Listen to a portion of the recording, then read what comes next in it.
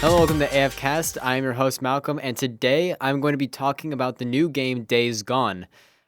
So I'm going to be first talking about the story, and then I'm going to get into the gameplay, and then obviously I'm going to finish off with the summary.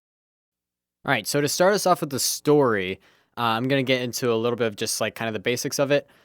So you're playing as the character Deacon St. John, um, and it's based in a post-apocalyptic world, and there's actually one really cool thing I want to mention as well. Is that there's actually a counter of how many days gone.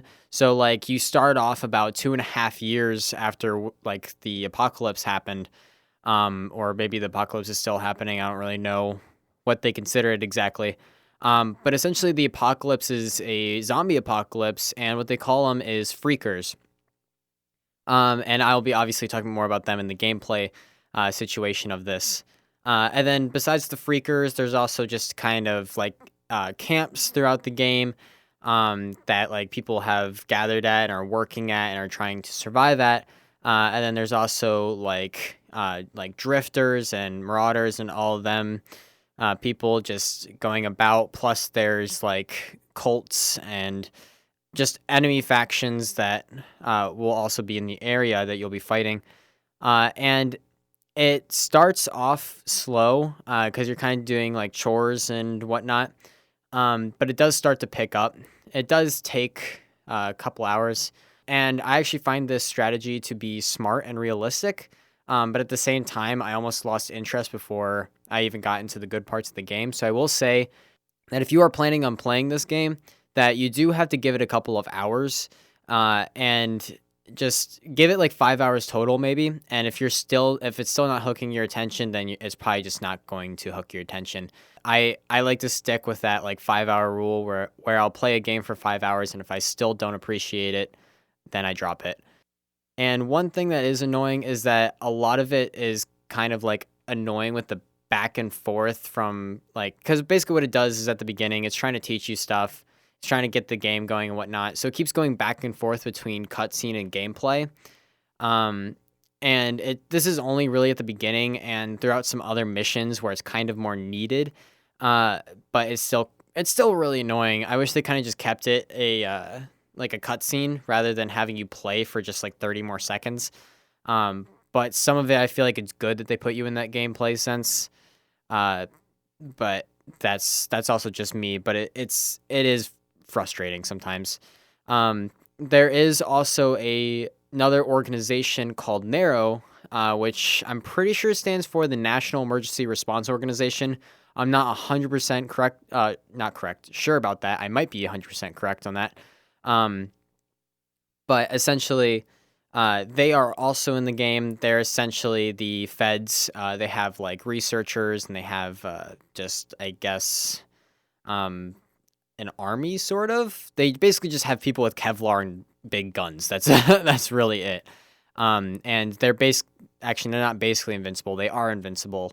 So don't try to attack them. So at the beginning as well, and somewhat throughout the rest of the campaign, just like the cutscene thing, there are a lot of strange comments that your character makes, but at the same time, that's kind of starting to, I guess, I don't know. I feel like there's more of just communication to the player, but it is kind of annoying because it's kind of funny though at the same time because he'll go like, because it's a lot longer than most games. Where like, yeah, okay, I get it, or something like that. But no, in this, he's like, yeah, okay, okay, yeah, I see, I see.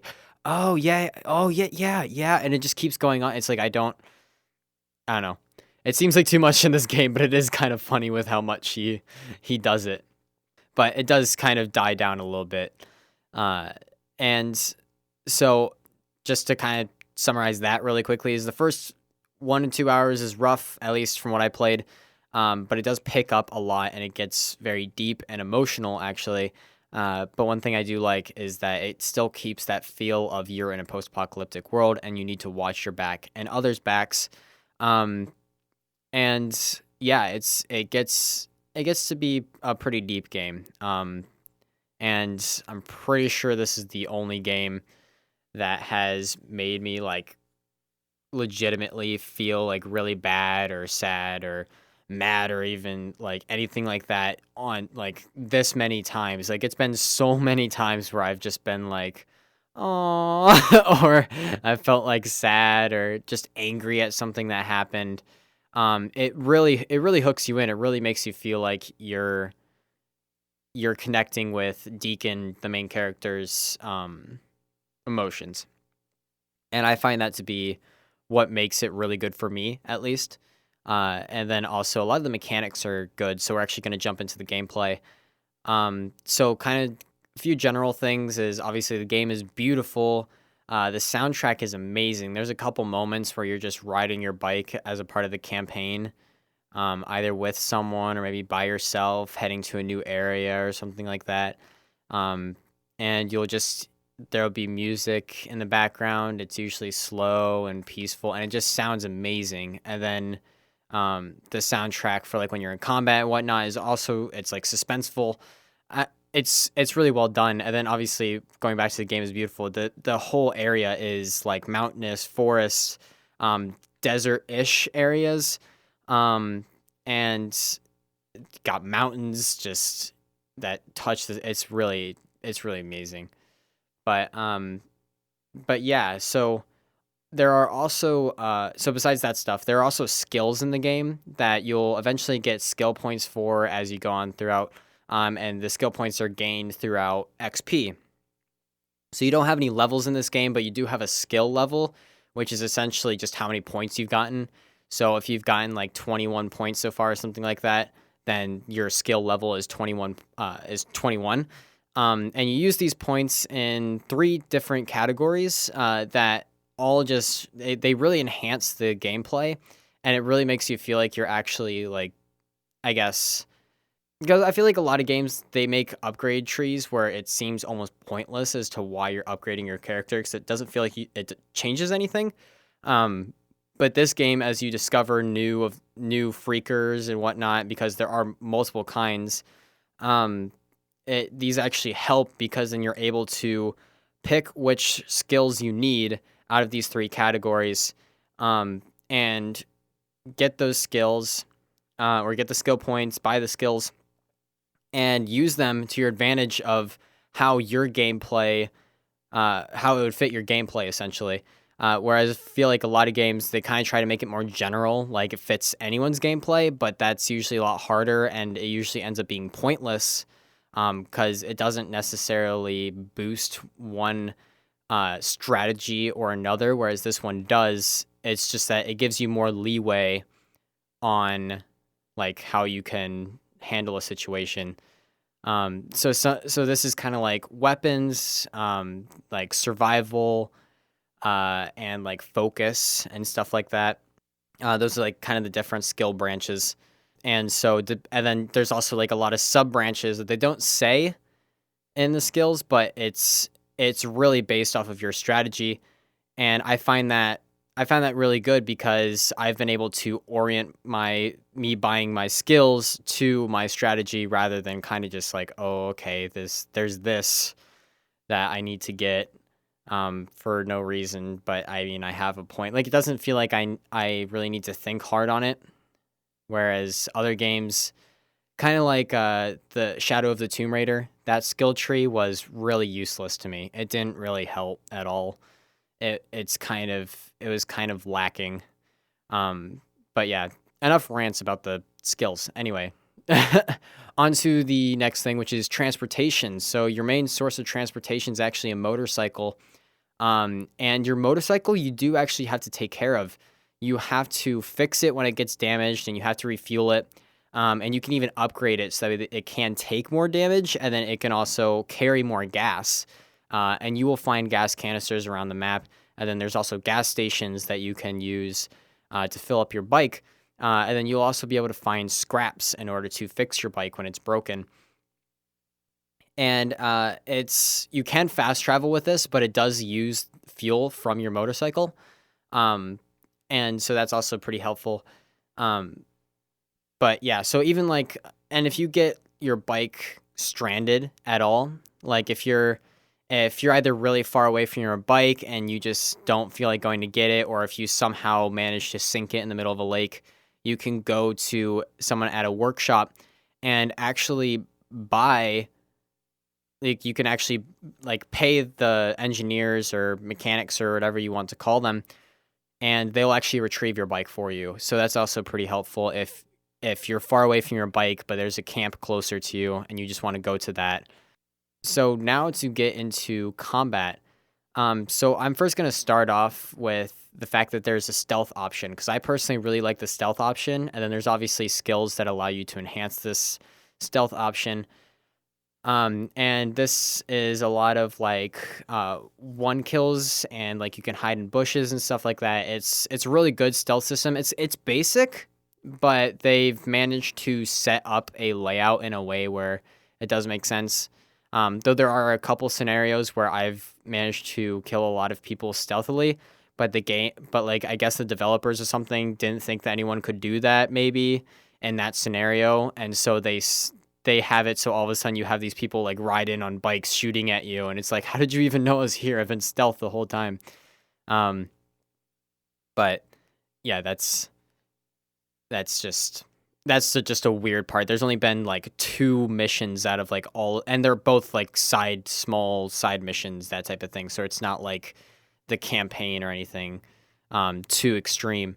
Because a lot of the time they won't do that. They'll just have it so that way maybe reinforcements will come in, but they won't necessarily know where you are. But anyway, so there's also obviously weapons in the game, and there are weapon vendors at camps as well that you can buy new weapons from. You can also buy ammunition, like suppressors, extended mags, just anything like that. So you can have a primary weapon, which are like your ARs and SMGs and whatnot, and it's basically any like smaller caliber like rifles. And then you've also got, well, I mean, besides shotguns obviously are a little different. But then you've also got your secondary weapons, which are kind of like your super shorties, so like your short shotguns that have been sawed off, or even mostly pistols. And then you've also got your special weapons, which are the high caliber stuff like LMGs and snipers, which it's a lot harder to find ammo for those, obviously. And there's actually 5 different conditions, with each one getting better as it goes up. You obviously start with it being like scrap and just a stupid, non-high damage piece of crap. And then as you work up, obviously you can get to basically military condition weapons, but those are pretty rare to get. There's only, I would say there's like 3 or 4 weapons total, at least that I've found, that are at that state 5 condition, and you can only get them from vendors. And there are actually like vaults located around the map, and every time that you buy a weapon, that weapon actually goes to that vault. And so anytime that you visit a vault anywhere around the map, which is in any safe location, you are able to take any weapon that you have bought and put it in your inventory. And then you can also pay from ammunition from those gun lockers as well. You can't do it from your inventory, but even if you're away from a camp, you're still able to use money in order to buy more ammunition for whatever weapon, as long as you're at that weapon locker or vault thing, whatever. But yeah. So then, besides just weapons, there are other gear. And this is like distractions. So you got like rocks that you can throw. You got smokes. You got noise machines for the freakers or the zombies. And then you've also got like your throwables. Like this is like Molotovs or pipe bombs. And then you've also got your placeables, which are like bear traps that you can find. And beware, because enemies will set out the bear traps and they can damage your bike. Actually, they will damage your bike a lot. And then you will also get stuck in them, and it will start dealing damage until you're able to pull it off of you. But you are able to pick them up and set them in other places in order to actually get someone else to walk into them. But those are only if you find them. There are other things that you can craft, which is like proximity mines or remote explosives that you can place. But those are pretty far into the campaign, so don't expect to get those soon. Then you've also got your med kits, and these are obviously just healing items that you can use. And in that same category, you can get cocktails, and there's 3 different cocktails, but each one gets like further and further into the campaign, you start off with being able to get a stamina cocktail, which basically allows you to get more stamina in the game, which is kind of like running or dodging, because you can roll out of the way of melee attacks, and that type of thing. And even reloading uses your stamina. And then there's also like a health cocktail that you can use, obviously boosts your health. And you'll slowly like gain health over time instead of having to use a med kit.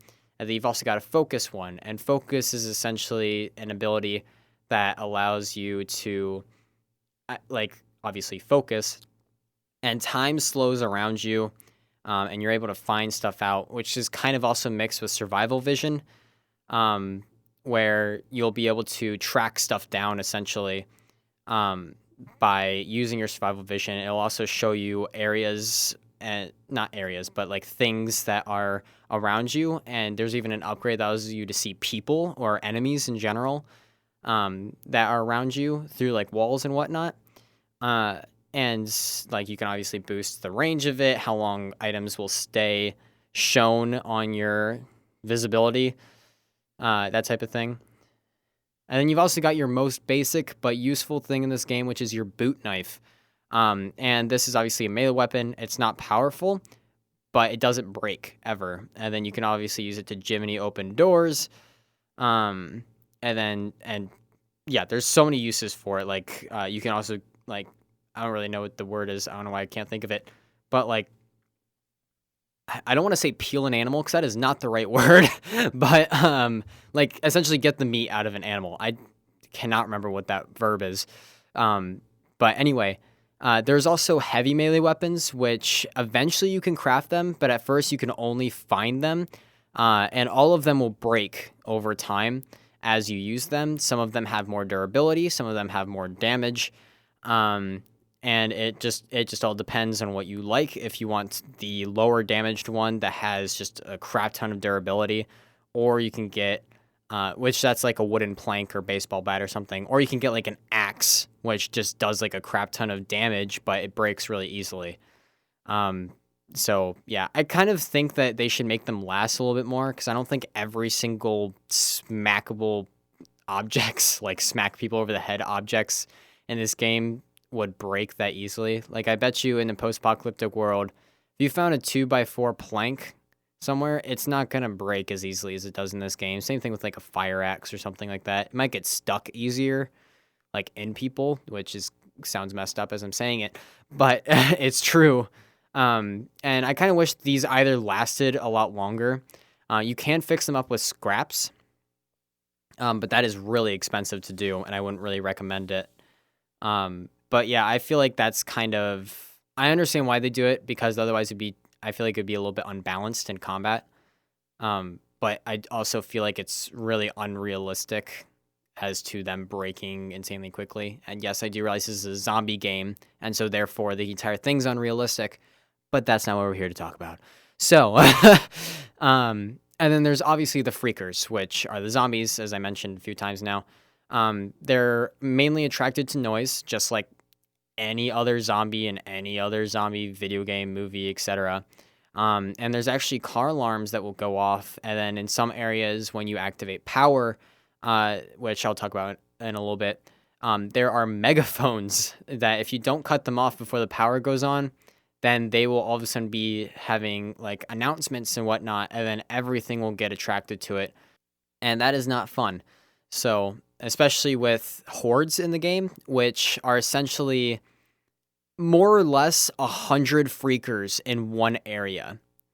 Some of them are probably about 200 of them, but most of them go around the range of about 100 of them. I also could be way off. And by way off, I mean that there would be more than what I'm saying. Like, there's no way that there's less than 100 freakers. Maybe there's like one horde in the game that has less than that, but I doubt it. Hordes aren't very common. There's about 8 each region, and I don't want to say how many regions there are because it's kind of an exploratory game. I don't want to ruin it for anyone. But there are a bunch of regions. So, I mean, yeah, there are a lot of hordes. It's just that they're not hard to escape from, but they are hard as hell to fight. Um, and it's like a kick you to the curb and just keep kicking really type of situation that you can get yourself into because you will die instantly if they at all block you from going anywhere, then you're done for because those guys will just keep running after you until they can't hear or see you anymore. But they will set up nests, and they will actually live in these nests during the daytime because they hate the day. But they'll come out during like the cold or while it's raining or it's cloudy. So a lot of the time they're actually out there. But so some of these can be big or small. There are in like infestation zones. Um, and these will have a bunch of smaller ones scattered about in one area. But there's also some bigger ones that aren't necessarily marked, but that's where the hordes go. They go into like caves, or just giant buildings that are in the area, and then they'll come out during the night. But during the day, that's usually where they like to go. Sometimes you'll catch one at the beginning of day heading back to the area, because this whole game is very dynamic in the sense that if you've like looted something in the map, then it's looted for. You can't loot that again. There's rare cases like, I mean, there's all of the canisters that you can find around the map in order to refuel your bike have, first of all, infinite fuel. At least from what I've seen, I've never had to like throw away a canister because it ran out of fuel. So maybe there's a limit, but I doubt it because I mean, I've used a lot from one canister before, like an unrealistic amount. But they will always respawn in the same place. But a lot of time, uh, just like looting from cars, looting buildings and whatnot, the items that you loot from there will stay looted and you won't actually be able to go back and get that.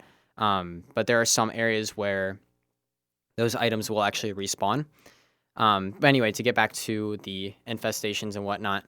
But yeah, so don't go inside the caves during the day because there are hordes in there unless you have killed the horde. And you do not want to be trapped in a cave with them because they obviously know it way more than you. They can climb the cave and they will reach you before you can get out unless you have a crap ton of stamina by like farther into the game. But yeah, you do not want to go against a horde unless you are prepared and know exactly what you're doing. Like you have to analyze the horde for maybe like 3 minutes, 5 minutes, maybe more than that, depending on what type of gamer you are. And then you have to have a perfect execution strategy, but always make sure that you have an evacuation strategy because it will never go how you plan. Trust me. And if it does, then please tell me because I mean, there's no way. I've died from hordes a lot because I get too cocky or I don't have an escape plan because I think my plan is flawless and then something goes awry or there's just so many of them that you can't hold them back. It's hordes are really dangerous, so stay away from them unless you're prepared. If you're on your motorcycle, it's easy to outrun them or go past them. You shouldn't have to worry about it then because none of them like throw stuff at you.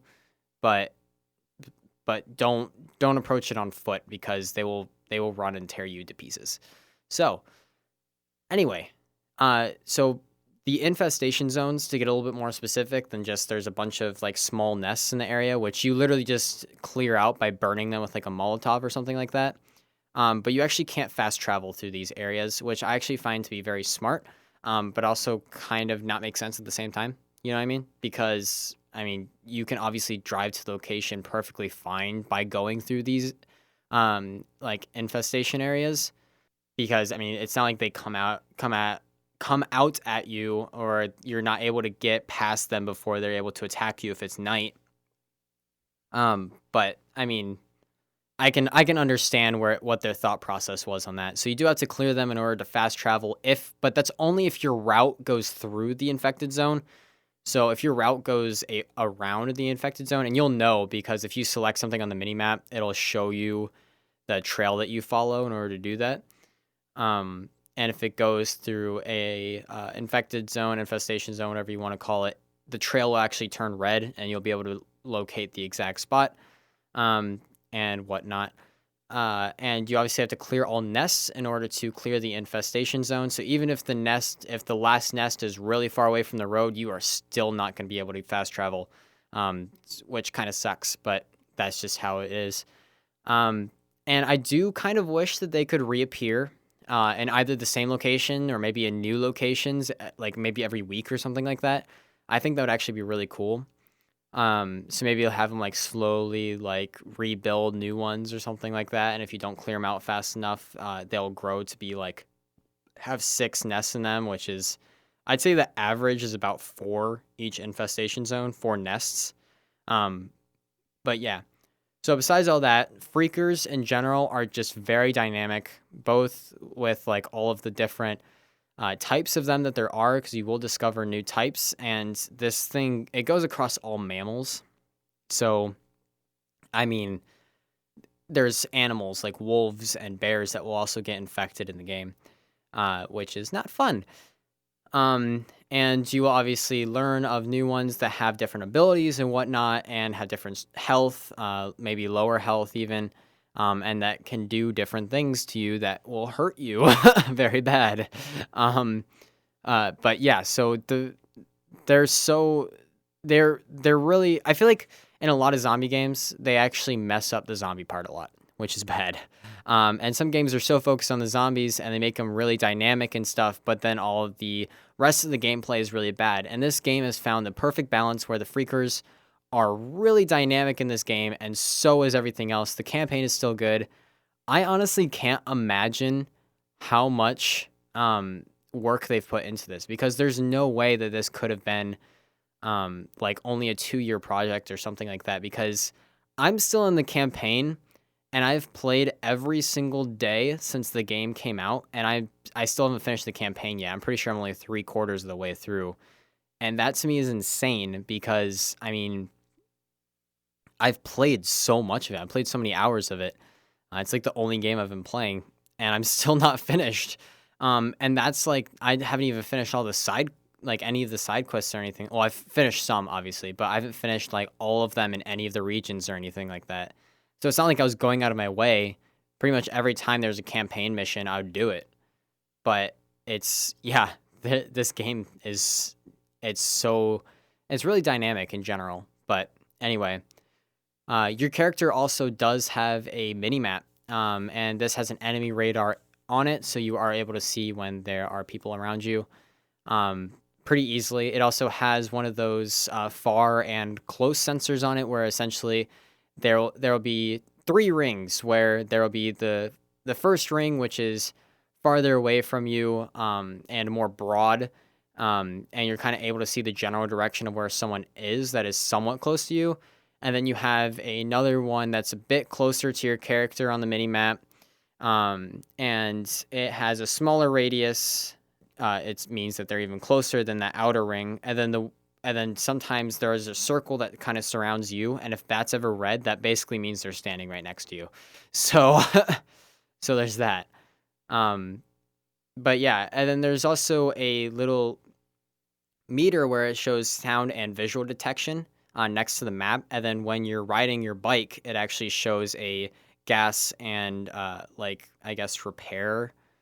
Um, I don't know. There's just 2 tools that are crossing. That basically means how much damage your bike has taken. And then there's also like a fuel canister that shows you how much fuel you've used. And then once you get nitrous on your bike, it'll also have a meter for how much nitrous you've used. Same thing with a bag that you get on your bike for ammunition. It'll show you how full that is. It's, yeah, so the minimap is very helpful in this game. And if you don't learn to use it, I'm afraid that you will not do well. And maybe you will. It's just that I feel like it's a lot easier to handle this game if you are able to look at the minimap correctly at the right times, or even just make sure you're paying attention to how much fuel you have, or how easily you're able to be seen, or how loud you are if you're doing stealth or something like that. In this game, I will suggest doing stealth a lot more, because a lot of the time there are a lot of enemies. And ammo isn't exactly easy to come across, especially after you've looted an area, and you've looted like all the police cars that have ammo in the back of them and whatnot. You'll start to run out. But anyway, so now moving on from combat to survival. So this is kind of just like anything but combat. So like there's camps in the game, as I've mentioned a couple times now, and you actually do have to gain trust and money from them. And you can do this by donating bounties and food, or you could do projects for the camps, which can be either story missions or side missions. And yeah, so and essentially what the bounties are, because the food is just like the plants that you can find or meat that you get from animals. But the bounties are essentially the ears that you can collect from the different types of freakers. And obviously, the more and more dangerous they are, the more and more money they're worth.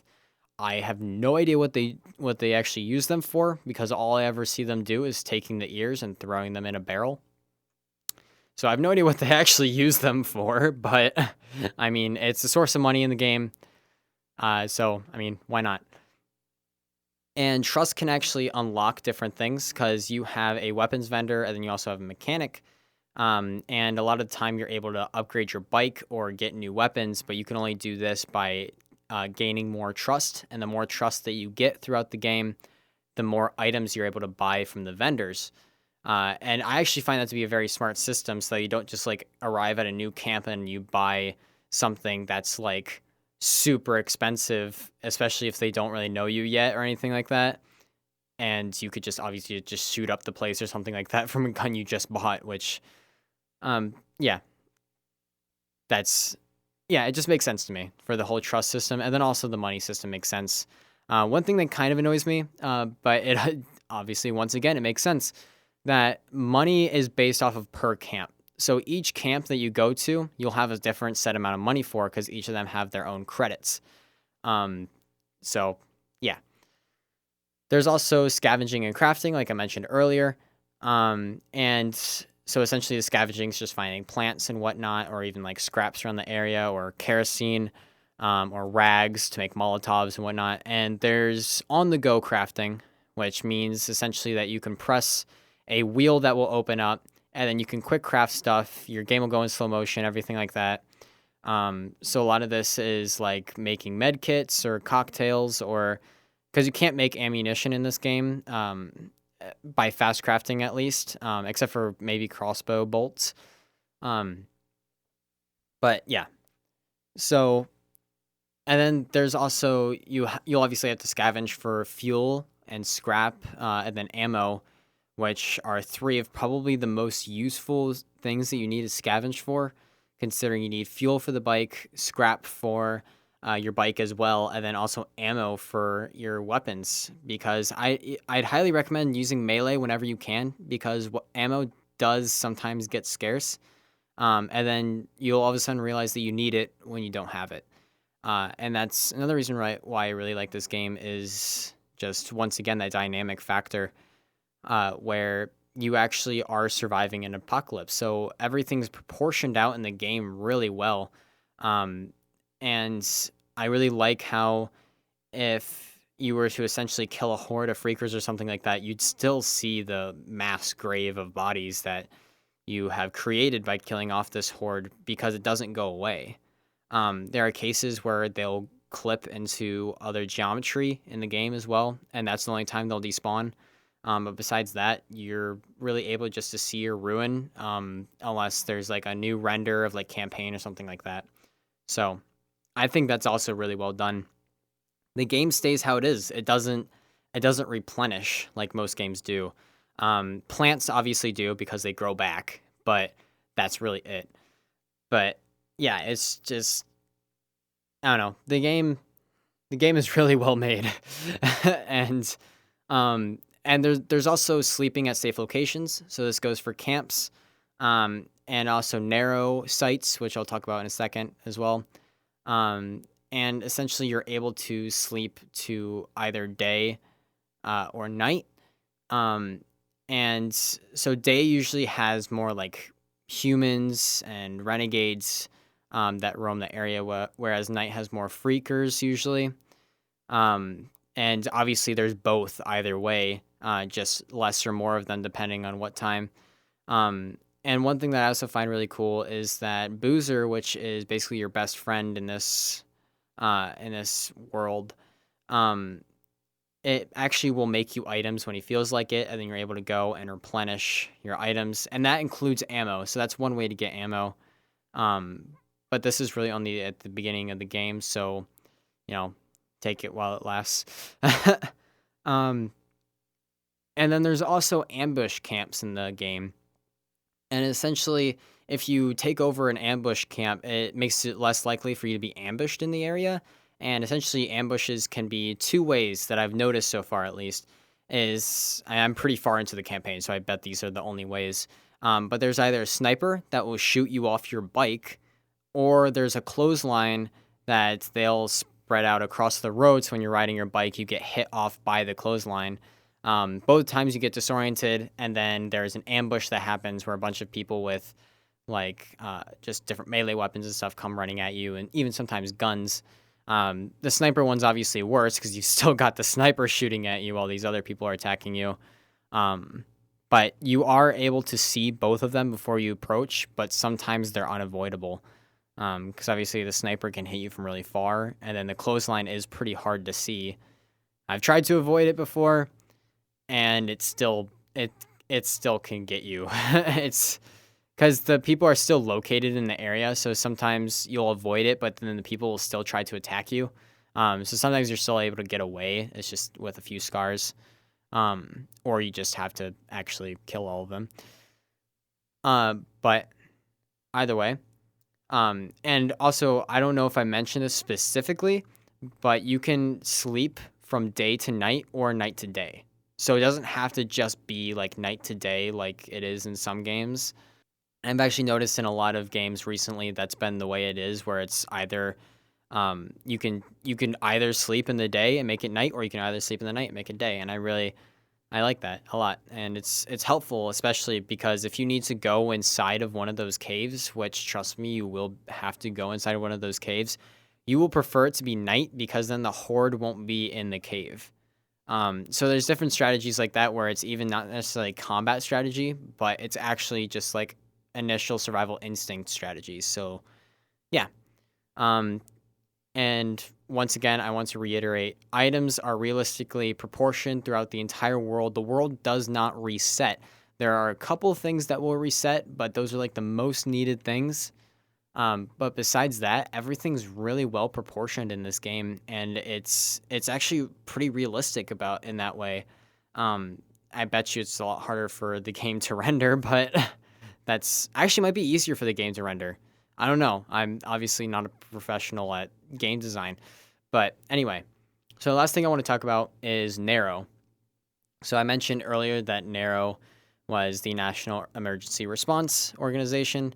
And you actually will be able to find sites from around the world from when they've tried to protect people and whatnot. You'll be able to find either checkpoints or research sites, which will sometimes be located inside of those caves that I mentioned, and hard to reach spots where a chopper might have crashed, or even the checkpoints, like I mentioned. And those are the ones that actually have the megaphones that I mentioned earlier. But inside of these, you can always find a micro recorder, which has a recording inside of it, obviously, since it's a micro recorder. And one cool note is that on the PlayStation 4, I'm pretty sure it's the only platform it's available on. But if you're not wearing a headset, the recording actually comes from the controller, which is really cool. And it startled me the first time, not gonna lie, because suddenly my hands were speaking. So, but there's also this thing called a NARO injector that you can find, which I've also found to be an amazing thing in this game. And you really need to get this as you go on, because obviously you'll be facing more tough enemies, or more enemies in general even. But essentially these NARO injectors, you can either choose to gain more health, stamina, or focus. And whichever one you choose, you'll get a 25% increase on that. It maxes out somewhere. I don't know where it is because I only found out about it yesterday and I forgot to look it up. But it does max out at a point where it's just you're not, once you get a new NARO injector, because I maxed out health first. So then the next time I got a NARO injector, I had to use it either for stamina or for focus. So to kind of make an overall summary of this game, Uh, One, I've been saying this the entire. It's amazing. It's blown my mind. It's done so many things that I've never seen a game do that I've always wanted games to do. Like the realistic proportions, the bodies that are still there. Obviously they'll clean it up if there's a campaign, if there's two campaign missions that happen in the same spot, or maybe a side mission and campaign mission that happen in the same spot, they'll clean them up and like re-render everything. But they will not re-render supplies unless it's in specific areas or a specific item like gas canisters. And so the whole world is so dynamic like that.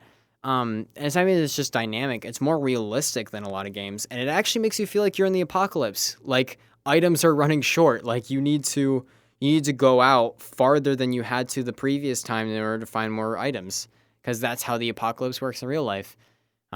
Obviously, this is 2.5 years after the original event happened, so it still doesn't make sense why everything around you is at first not looted. But that's also plot armor for one, and two, it wouldn't be as fun if everything was already looted. Considering that it was 2.5 years, I'm pretty sure everything would be looted between the camps and your character.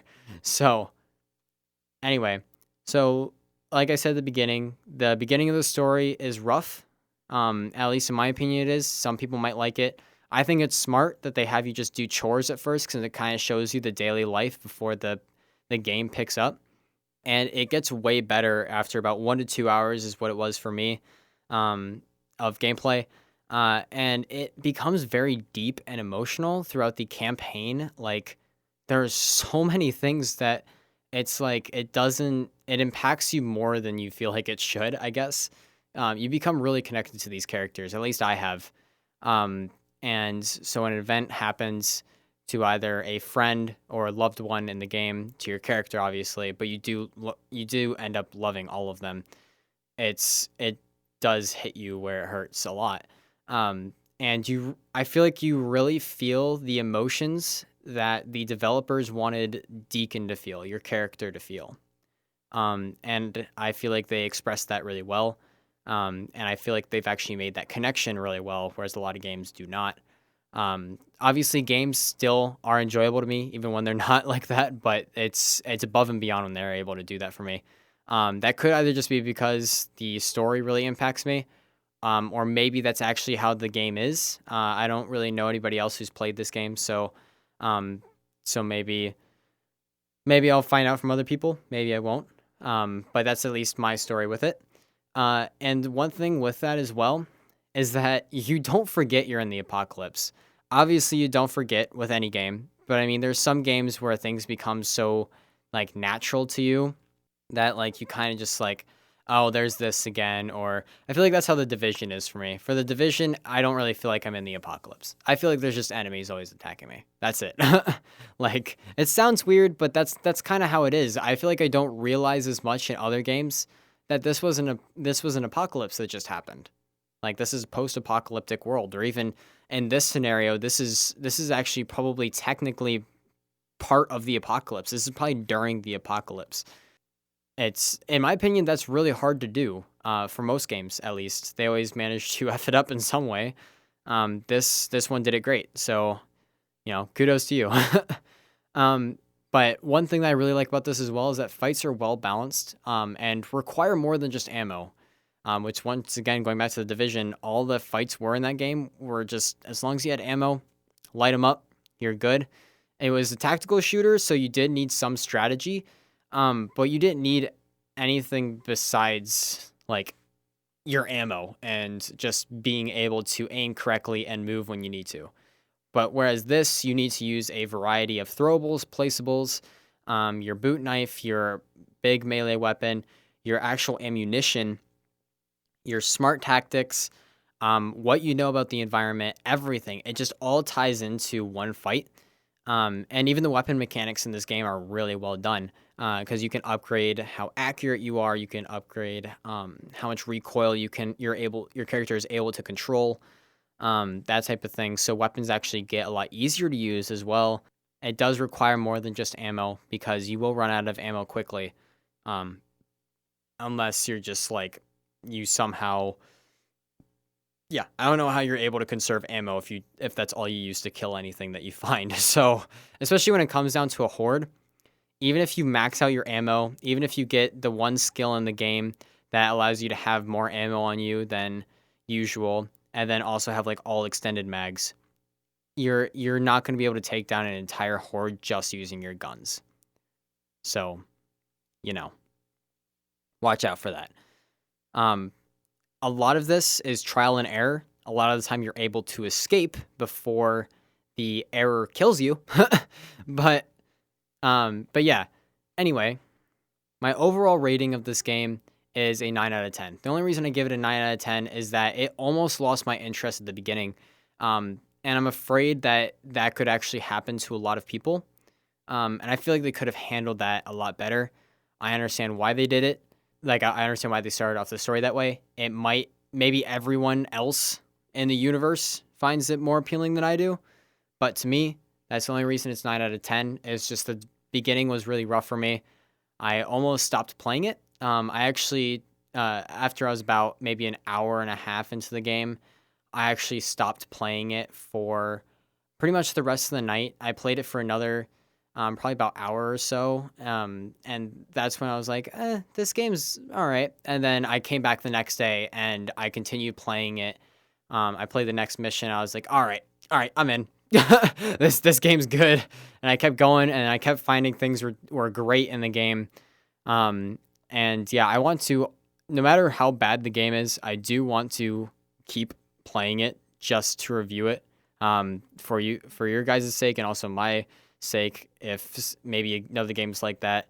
Let's just say Fallout 76 was not like that, or not like this. But yeah, honest to God, if the beginning was better, this would be a 10 out of 10 game for me. So yeah, besides all that, make sure you check out our different social media. This goes for Discord, Twitter, and Instagram. Make sure you check out our website.